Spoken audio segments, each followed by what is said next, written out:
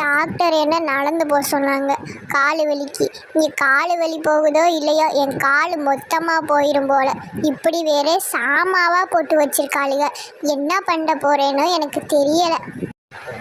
இவன் நடந்து வர்றதை ரசிச்சுக்கிட்டு இருக்கா. இப்போதான் உட்காந்துக்கிட்டு உலகத்திலேயே பிள்ளை பக்கிறத இப்போதான் பார்த்துருக்கேன் போல.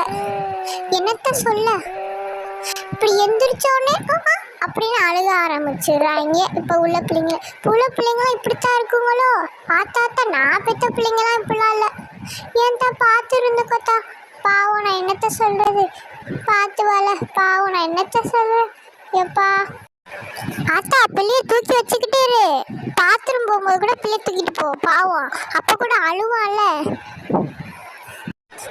அத்தை நான் ஏதாச்சும் வேலை செய்ய வாத்த, உங்களுக்கு ஏதாவது செஞ்சு தர வாத்த, காய் நறுக்கி தர வாத்த, ஏதாவது சொல்லுங்க அத்தை.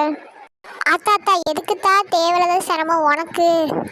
முன்னாடி எல்லாம் காய் நறுக்க சொன்னால் என்ன சாக்கு கிடைக்கும்னு நினச்சிக்கிட்டு இருப்ப. இப்போ நீனாவே வந்து கேட்குற. ஆனால் உனக்கு பெரிய சாக்கே இருக்கே. நான் என்னத்த சொல்கிறேன். எனக்கு உதவி பண்ணணும்னு நினைக்கிறேன். ஆனால் அதுதான் இப்போ நடக்குது. நீ பிள்ளைய பார்த்தா நான் போய் பார்த்துக்கிறேன் எல்லா வேலையையும்.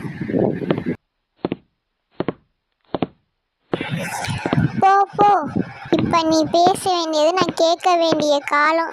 என்னத்த சொல்ல, எங்களுக்கு ஒரு காலம் வரும்.